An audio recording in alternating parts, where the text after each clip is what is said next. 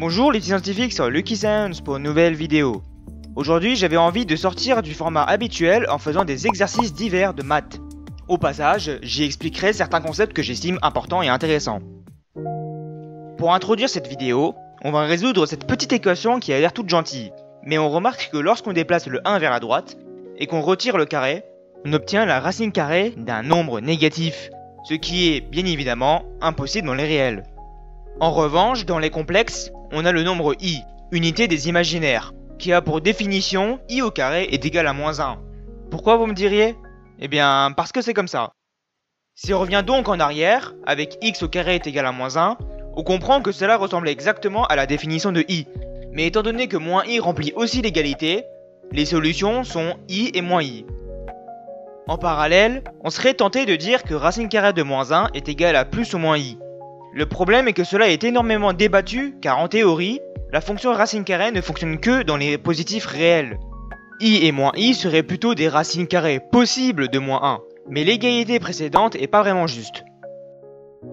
Pour ce premier vrai exercice cette fois-ci, j'avais envie d'aborder un concept mathématique provenant de l'analyse, les limites. Bon, avant de paniquer, je vous rassure que c'est assez simple à visualiser. Pour la question 1, on nous demande de trouver une limite assez simple, la limite de x qui tend vers plus l'infini de x. Intuitivement, on serait tenté de dire que lorsqu'on augmente x de plus en plus jusqu'à l'infini, le résultat serait l'infini, n'est-ce pas? Eh bien, c'est absolument ça. Regardez la courbe de x, elle a bien l'air de continuer indéfiniment vers l'infini. Je vous ai dit que c'est simple. Maintenant, passe à la question 2. On a la limite de x qui tend vers 0 positif de 1 sur x. On pourrait commencer par une approche graphique. J'ai bien spécifié dans la limite 0 positif, ce qui équivaut à dire que x doit être supérieur à 0. Donc cette limite est égale à plus l'infini. Et si on aurait x qui tend vers 0 négatif, là ce serait donc moins l'infini. En guise de second exercice, on fait face à un problème en rapport à un revenu. Un youtubeur appelé Médématique fait des vidéos, et grâce à ces dernières, il gagne de l'argent. Son revenu dans ces 10 derniers jours est défini par la fonction f de x est égale à -0,5 x carré plus 4x plus 16 sur l'intervalle 0,10. On nous demande premièrement de trouver les coordonnées du point maximum de la courbe. On pourrait juste se contenter de le trouver graphiquement, mais c'est quand même bien plus intéressant de le faire algébriquement. Bon, alors ça va être assez ardu pour ceux qui ne sont pas familiers avec cela, donc je vous demande de rester concentrés. On remarque premièrement que la fonction est un polynôme du second degré de forme ax carré plus bx plus c. Si on compare cette forme à f de x, on peut trouver ABC par identification.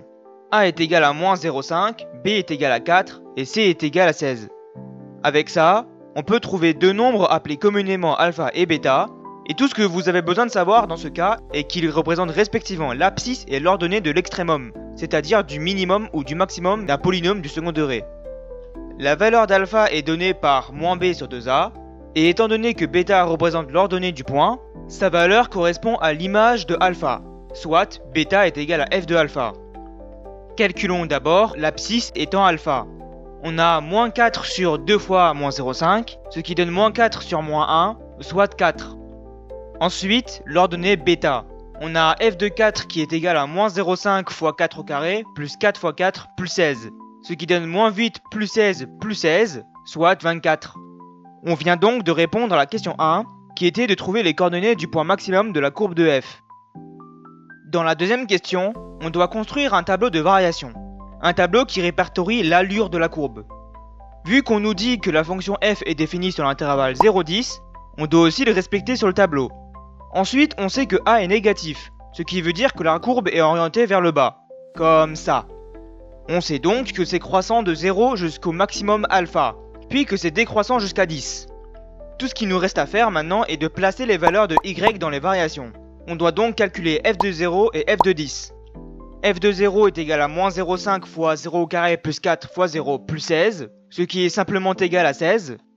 Et ensuite, f de 10 est égal à -0,5 fois 10 au carré plus 4 fois 10 plus 16, ce qui est égal à 6. On les place dans le tableau, et voilà, on a notre tableau de variation. Je suis désolé si je n'ai que survolé les concepts dans cette vidéo. Je ferai bien évidemment des vidéos plus détaillées sur certains d'entre eux. J'espère tout de même que cette vidéo vous a plu. Si c'est le cas, n'hésitez pas à la liker. Sinon, vous pouvez faire part de vos remarques et critiques en commentaire. Et si vous ne voulez pas rater le fil de publication des vidéos, n'oubliez pas de vous abonner. Sur ce, je vous dis à bientôt sur Lucky Science.